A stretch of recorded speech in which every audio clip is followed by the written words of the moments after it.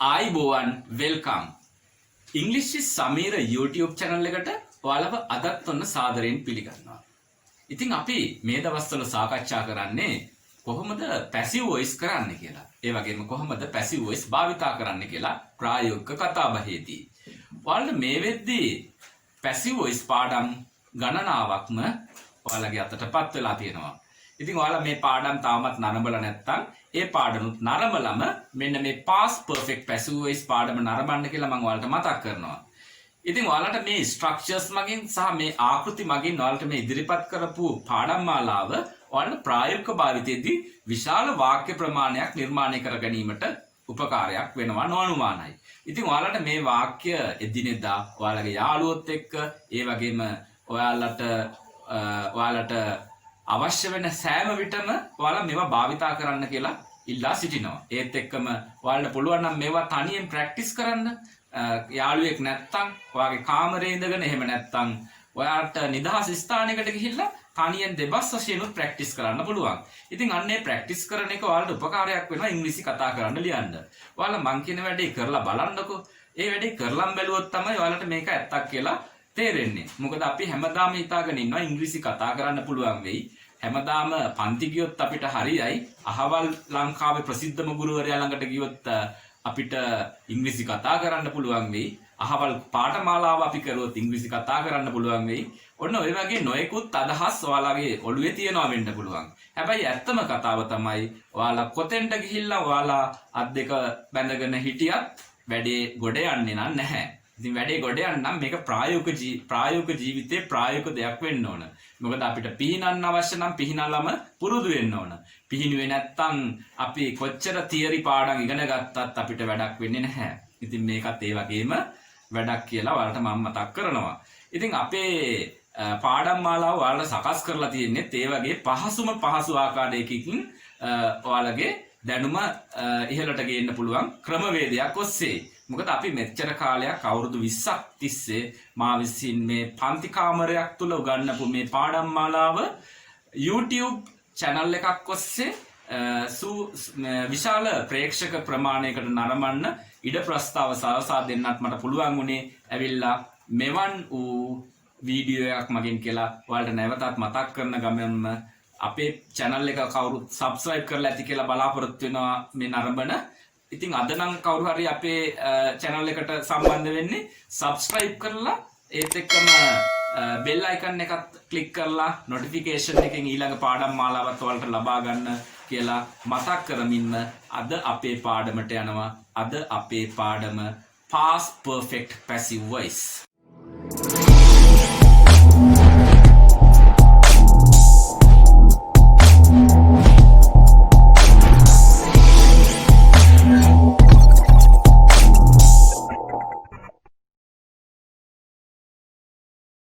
ඉතින් past perfect passive voice එකෙන් අපිට මොන වගේ අදහසක්ද ප්‍රකාශ කරන්න පුළුවන් වෙන්නේ කියලා මෙන්න මේ විදිහට අපි බලමු. Somebody had done something කියලා අපි active voice එකෙන් කියපු එක something had been done by somebody කියලා මෙන්න මේ විදිහට මම meaning එකක් ඔස්සේ ඔයාලට පෙන්නනවා. ඉතින් මෙන්න මේ meaning එකෙන් අදහස් කරන්නේ යම්කිසි දෙයක් යම්කිසි කෙනෙක් විසින් කර තිබුණා. දැන් මේක අතීත කාලයට තමයි අයිති වෙන්නේ කියලා කර තිබුණා කියන වචනෙන් ඔයාලට පැහැදිලි. මොකද අපි කර තිබුණා කියලා වාක්‍යයක් ගොඩ නැගුවොත් ඒක සිද්ධ වෙලා ඉවර දෙයක්. ඒ වගේම ඇයි අපි මේක simple past tense එකෙන් භාවිතා කරන්නේ නැත්තේ කියලා අහුවොත් මේක අපිට කියන්න වෙන්නේ ගොඩක් වෙලාවට තවත් වාක්‍යයක් එකමයි. උදාහරණයක් විදිහට මෙහෙම කියනවා. මම පන්තියට යනකොට පාඩම පැහැදිලි කරලා තිබුණා. When I went to the class, the teacher had explained the lesson. When I went to the class, මම පන්තියට යනකොට the teacher had explained the lesson. මේ ඔයාලට උඩ දකින්න active voice උදාහරණයෙන් කියවෙන්නේ ගුරුතුමා පාඩම් පැහැදිලි කරලා තිබුණා. එතපමණයි පැවසෙන්නේ. නමුත් ඔයාලට තේරුම් ගන්න පුළුවන් යම්කිසි තව ක්‍රියාවක් සිද්ධ වෙනකොට තමයි අතීතයේ මේ ක්‍රියාව සිදු වෙලා තිබුණේ. ඉතින් තවත් වාක්‍යයක් එක්ක join වෙලා එහෙම නැත්නම් බද්ධ වෙලා තමයි ගොඩක් වෙලාවට අපිට මේ වාක්‍ය ප්‍රකාශ කරන්න වෙන්නේ. ඉතින් මේ අදහස නිර්මාණය කරගන්න හැටි ඔයාලගේ මනසට දාගත්තොත් අපිට ඊළඟට join කරන්න ඕන වාක්‍ය ගොඩනගා ගන්න හැටිත් ඔන්න කොහොමද මේ වැඩේ කරගන්නේ කියලා හිතට ගන්න පුළුවන්. ඉතින් අපි බලමු the teacher had explained the lesson. ගුරුතුමා පාඩම් පැහැදිලි කරලා තිබුණා. කර්මකාරකයට යද්දි the lesson had been explained by the teacher. The lesson had been explained by the teacher. පාඩම ගුරුතුමා විසින් පැහැදිලි කරලා තිබුණා. ඉතින් මෙන්න මේ පාඩම කියලා කියන්නේ ඒක තමයි ඔබ්ජෙක්ට් එක. එහෙම නැත්නම් කර්මය.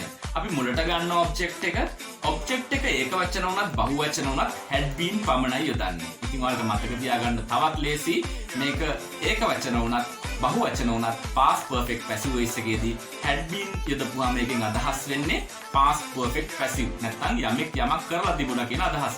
ඊට පස්සේ past participle verb එක තමයි මෙතනත් සඳහන් කරලා තියෙන explained කියලා. ඒත් එක්කම by somebody නැත්නම් by the teacher by somebody අපි උඩ වාක්‍යයේ by the teacher කියලා සඳහන් කරලා තියෙනවා ස්ට්‍රක්චර් එකේ by somebody කියලා සඳහන් කරලා තියෙනවා යම් කිසි කෙනෙක් විසින් මේ යම් කිසි කෙනෙක් විසින් කියන ඒජන්ට් එක අපිට අවශ්‍ය නම් දාගත්ත හැකි අනවශ්‍ය නම් ඒත් අපිට එය නැතුවත් භාවිතා කරන්න පුළුවන්. ඉතින් අපි මේ දෙවිදියටම කොහොමද වාක්‍ය ගොඩනගන්නේ කියලා උදාහරණ වලින් බලමු. අපි යමු මෙන්න මේ උදාහරණෙට ඉස්සෙල්ලම match එක පවත්වලා තිබුණා. The match had been held. The match had been held. match එක කල් දාලා තිබුණා. The match had been postponed. දැන් ඔයාලට පැහැදිලි කර්මය මුලට ගත්තා. ඊට පස්සේ had been යෙදුවා. ක්‍රියාපදේ past participle කරා. අපි active voice එකෙන් මේ වගේ වාක්‍යයක් අරගෙන කොහොමද ඒක passive voice කරන්න කියලා බලමු. මෙහෙම කියනවා. The president of our country. The president of our country. අපේ රටේ ජනාධිපතිතුමා. අපේ රටේ ජනාධිපතිතුමා ජපානය නරඹා තිබුණි. The president of our country had visited Japan. The president of our country had visited Japan. එතකොට අපි බලමු active voice වාක්‍යයක් කොහොමද passive voice කරන්න කියලා. ඇය අපිට බැනලා තිබුණා. She had scolded us. She had scolded us. එතකොට අපි passive voice කරද්දී scolded to whom කියලා අහන්න පුළුවන්. කාටද බැනලා තියෙන්නේ? එහෙනම් to whom කියලා අහපුවම us කියන උත්තරේ එනවා. us කියන උත්තරේ අපිට මුලට ගත්තාම කොහොමද යොදන්නේ? we කියලා තමයි යොදන්නේ.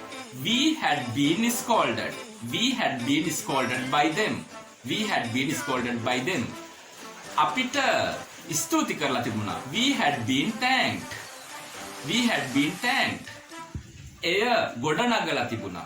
It has been built. It has been built. සතුන්ට වෙඩි තියලා තිබුණා. Animals had been shot. ලිපි වලට අස්සන් යොදලා තිබුණා. The letters had been signed. The letters had been signed. ලිපිය අනුමත කරලා තිබුණා. The letter had been approved. APPROVE approve කියන්නේ අනුමත කරනවා. The letter had been approved by the secretary. By the secretary කියලා. දැම්මොත් ලේකම්තුමා විසින් ලිපිය අනුමත කරලා තිබුණා. The letter had been approved by the secretary before the committee. කමිටුවට කලින්.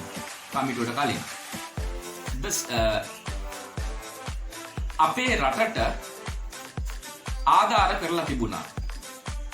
Our country had been given funds. අපේ රටට our country had been given funds. අපේ රටට ආධාර කරලා තිබුණා. Our country had been given funds by foreign countries. විදේශීය රටවල් විසින් චිත්‍රපටය අධ්‍යක්ෂණය කරලා තිබුණා. The film had been directed. The film had been directed. කතාව අවසන් කරලා තිබුණා. The story had been ended. එහෙම නැත්නම් the story had been finished. රූපවාහිනිය අලුත් වැඩියා කරලා තිබුණා. The television had been repaired. The television had been repaired. මිනිස්සුන්ට මුදල් දීලා තිබුණා. People had been given money. මිනිස්සුන්ට කොරෝනා කාලය තුලදී මුදල් දීලා තිබුණා. People had been given money during the corona period. During the corona period. During කියන්නේ තුලදී. සරුංගලයක් හදලා තිබුණා. A kite had been made. තේ එකක් හදලා තිබුණා. A tea had been made. A tea had been made. මුදල් උපයලා තිබුණා. දැන් මුදල් උපයනවාට කියන වචන කීපයක් මම කියලා දෙන්නම්. make money මුදල් උපයනවා. තව වචනයක් earn money මුදල් උපයනවා. දැන් make කියන එකේ past tense එකයි past participle එකයි made. earn කියන එකේ past tense එකයි past participle earned. මුදල් උපයලා තිබුණා. money had been made. එහෙම නැත්නම් money had been earned. ණය ගෙවලා තිබුණා. ණය කිව්වොත් the loan had been paid. PAID. The loan had been paid. ජනවාරි මාසයට කලින් ණය ගෙවලා තිබුණා. The loan had been paid before January. The loan had been paid before January. අපිට ආරාධනා කරලා තිබුණා. We had been invited. අපිට සාදයට ආරාධනා කරලා තිබුණා.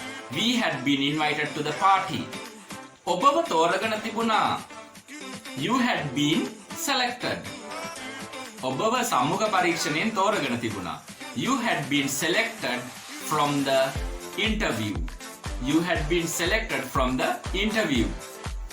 ඇඳුම මහලා තිබුණා. ඇඳුම නම් the dress. The dress had been sewn. SEWN sewn කියලා කියන්නේ මහලා. The dress had been sewn. නිල් පාට t-shirt එකක් ඇඳලා තිබුණා. A blue color t-shirt had been worn. නිල් පාට t-shirt එකක් ඇඳලා තිබුණා ඔහු පාටියට. A blue color t-shirt had been worn by him to the party. A blue color t-shirt had been worn by him to the party.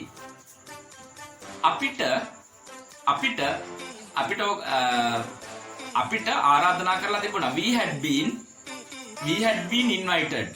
We had been invited. රෝහල ගොඩනගලා තිබුණා. The hospital had been built. රෝහල ගොඩනගලා තිබුණා ඡන්දෙට කලින්. The hospital had been built before the election. The hospital had been built before the election. ආහාර බෙදලා තිබුණා. ආහාර නම් food. Food had been distributed. Food had been distributed. අපි තව මෙන්න මෙහෙම active voice වාක්‍ය කීපයක් අරගෙන බලමු. දැන් ඔයාලට past participle එක ක්‍රියාපදවල ගොඩක් ඒවා හුරු ඇති කියලා හිතනවා. ඉතින් අපි ගමු මේ මට උදව් කරලා තිබුණා. දැන් අපි උදව් කරනවට help කියලා කියනවා. help කියන එකේ past participle එක තමයි helped. I had been helped. මට උදව් කරලා තිබුණා. ඔබට බැනලා තිබුණා. You had been scolded. ඔබට බැනලා තිබුණා. ඔබට බැනලා තිබුණා මීටින් එකේදී. You had been scolded at the meeting. ගිය සතියේ ඔබට බැනලා තිබුණා මීටින් එකේ. You had been scolded at the meeting last week. You had been scolded at the meeting last week. එතකොට අපි ගමු තව මෙන්න මේ වගේ active voice වාක්‍යයක්. කාන්තාවෝ දර එකතු කරලා තිබුණා වැස්සට කලින්. කාන්තාවෝ නම් women had collected. නැත්නම් women had gathered firewood. gather firewood කියලා කියන්නේ එතකොට firewood කියන්නේ දර. women had gathered firewood. එතකොට අපි before the rain වැස්සට කලින්. Firewood had been gathered by women before the rain. Firewood had been gathered. දර එකතු කරලා තිබුණා. මුද්දර එකතු කරලා තිබුණා. මුද්දර නම් stamps. Stamps had been collected. ඒ වගේ දෙයක් නම් අපි collect තමයි. මුද්දර එකතු කරනවට collect, දර වගේ එකතු කරනවට gather. ඒ වගේ පොඩි වෙනස්කම් තියෙනවා. ඉතින් යාළුවනේ අපි බලාපොරොත්තු වෙනවා ඒ වගේ වචනවල පොඩි වෙනස්කම් ගැන සාකච්ඡා කරන්න. ඉතින් මෙන්න මේ active voice passive voice කියන්නේ ඇවිල්ලා ඉංග්‍රීසි භාෂාවේ අත්‍යවශ්‍යම කොටසක්. ඔයාලා අනිවාර්යයෙන්ම දැනගත යුතු කොටසක්. ඉතින් බොහෝ අපේ පිටරටවල් වල ඉන්න යාළුවෝ ඉංග්‍රීසි ඉගෙනගෙන තමයි මේ රටවල් වලට යන්නේ. නමුත් ගොඩක් දෙනෙක්ට තියෙන ප්‍රශ්නයක් තමයි එයාලා කතා කරන ඉංග්‍රීසි ඇත්තටම හරිද? ඉතින් එයාලා ඇහෙන වචන they listen to the people who can speak in English. ඒ කට්ටිය ඉංග්‍රීසි කතා කරන්න පුළුවන් අයට ඇහුම්කන් දෙනවා and they imitate their speeches and they speak. ඒ කට්ටියගේ කතාවල් අනුකරණය කරගෙන තමයි ඒ කට්ටිය ඉංග්‍රීසි භාෂාව කතා කරන්න පුරුදු වෙන්නේ වෙනත් රටවල් වලට ගියාපුවාම. නමුත් අපි නිවැරදිවම ඉංග්‍රීසි කතා කරන්න නම් අපිට සිද්ධ වෙනවා මේ වචන කොහොමද නිවැරදිව ප්‍රොනවුන්ස් කරන්නේ. එහෙම නැත්නම් ශබ්ද කරන්නේ. එතකොට මේ වචන වලට අදාළ අකුරු වලින්ම අපි ඉගෙන ගත්තොත් එහෙම අපි දන්නවා ඒ දැන් අපි කිව්වොත් එහෙම appreciate කියලා APPRECIATE appreciate කියන වචනේ සමහරුන්ට නිසියාකාරව කතා කරද්දී ඇහෙන්නේ නැති වෙන්න පුළුවන්. ඒ අර්ථය වෙන වෙන වචන භාවිතා කරලා අදහස් ප්‍රකාශ කරන්න යද්දී ඇත්තටම ඉංග්‍රීසියෙන් නම් කතා කරගෙන අදහස ප්‍රකාශ කරන්න පුළුවන් වෙනවා. නමුත් ප්‍රශ්නේ වෙන්නේ අපි ප්‍රකාශ කරන අදහස 100% නිවැරදි නොවන නිසායි. ඉතින් මම විශේෂයෙන්ම කියන්නේ I especially invite my educated group and those who willing to speak in English properly. මම ඉංග්‍රීසියෙන් ඉතා හොඳින් කතා කරන්න බලාපොරොත්තු වෙන සහ අධ්‍යාපනය ලබා ගන්න බලාපොරොත්තු වෙන අයට විශේෂයෙන් කියන්නේ if you follow all these grammar rules you will be able to understand English and you will be able to speak very fluently කියන්නේ චතුර ලෙස ඔබ මේ භාවිතා කරුවොත් ඔබට පුළුවන් ඉංග්‍රීසි චතුර ලෙස කතා කරන්නත් ඒත් එක්කම නිවැරදි ලෙස කතා කරන්නත්. ඉතින් ගොඩක් අපේ එහෙම රටවල් වලට ගිහිල්ලා ඉංග්‍රීසි කතා කරන්න ඉගෙන ගත්ත කට්ටිය ඒ කට්ටියත් ඇත්තටම දෙයක් දන්නවා because they have imitated others pronunciations and sounds. මොකද ඒ කට්ටියගේ sounds එහෙම නැත්නම් උච්චාරණ විදි අනුකරණය කරලා තමයි කතා කරන්නේ. ඉතින් ඔවුන්ගේ රාජකාරී ඉෂ්ට කර ගැනීමට නම් ඒ ඇත්තටම ප්‍රමාණවත්. නමුත් විභාගයකට යාමේදී සහ ඉංග්‍රීසි භාෂාව පිළිබඳව මනා අවබෝධයක් මේකේ there is a science in the grammar of English. ඉංග්‍රීසි භාෂාවේ ව්‍යාකරණ වල විද්‍යාවක් තියෙනවා. If you understand it correctly you will be never fail anywhere else. ඔබ ඒ ටික understand කරගත්තොත් ඔබ කවදාවත් කිසිම තැනක ඔබ fail වෙන්නේ නැහැ. Because you know what is the correct English and what is the wrong thing. එතකොට ඔයාලා දැනගන්නවා මොකද්ද වැරදි දේ සහ නිවැරදි ඉංග්‍රීසි කියන්නේ මොනවද කියලා. You don't want to be afraid to speak in English anywhere else because ඔබ ඉංග්‍රීසි කතා කරන්න ඇත්තටම බය වෙන්න ඕනේ නැහැ. Because speaking English is a new thing to you. අලුතෙන් ඉංග්‍රීසි කතා කරන එක වට අලුත් දෙයක් වෙන්න පුළුවන්. Because your mother tongue is not English. මොකද ඔයාලගේ මව් භාෂාව ඉංග්‍රීසි නොවන නිසා. But if someone laughs at you if you speak in English, if you make mistakes and speak in English, no matter. ඔබ වැරදි ඉංග්‍රීසි කතා කරද්දී කවුරු හරි hina වෙනවා නම් ඇත්තටම ප්‍රශ්නයක් නැහැ. මොකද අපේ මව් භාෂාව වරද්දලා කතා කරන අය කතා කළොත් තමයි ඇවිල්ලා අපිට hina වුණොත් තමයි අපි වරද්දලා කතා කරලා hina වුණොත් තමයි ඇත්තටම අපි දුක් වෙන්න ඕනේ. ඉතින් මව් භාෂාවත් නොදන්න අය හරියට මේ ලෝකේ ඕන තරම් ඉන්නවා තමන්ගේ මව් භාෂාව පිළිබඳවත් අත්දැකීමක් සහ ඒ පිළිබඳවත් මන අවබෝධයක් නැති. ඉතින් අපිට කියන්න තියෙන එකම දේ තමයි මේ මව් භාෂාව වරද්දන්න නැතුව නිවැරදිවම ඉංග්‍රීසි භාෂාවෙන් වචන උච්චාරණය කරන්නත් ඉගෙන ගන්න. ඒ වගේම මේ past perfect passive voice පාඩම අවසානයේදී ඔයාලට තේරෙන්න පටන් ගන්නවා ඔයාලගේ කරලා තිබිච්ච දේවල් ගැන කතෘ කෙනෙක් නැතුව කොහොමද අදහස් ප්‍රකාශ කරන්න කියලා. ඔයාලා මේ පාඩම නැවත නැවතත් බලලා මේ පිළිබඳව මනා අවබෝධයක් අරගෙන ප්‍රායෝගික භාවිතයට පුරුදු වෙන්න කියලා මතක් කරනවා. ඒ වගේම ඔයාලා පාඩම අවසන් කරන්න කලින් ඔයාලගෙන් ඉල්ලන එකම ඉල්ලීම තමයි ඔයාලට මේ පාඩම ඉතාමත් වැදගත් සහ ඒත් එක්කම පාඩම ඔයාලගේ කැමති පාඩමක් නම් අපිට ලයික් එකකුත් දීලා ඒ වගේම මේ වගේ වීඩියෝ නැවත නැවතත් බලන්න නොටිෆිකේෂන් එකක් මාර්ගයෙන් ඔයාලගේ ළඟටම ගෙන්න ගන්න බෙල් අයිකන් එකත් ක්ලික් කරලා අපිත් එක්ක දිගින් දිගටම සම්බන්ධ වෙන්න කියන ආරාධනයත් එක්කම ඔන්න අදට අපි සමුගන්නවා.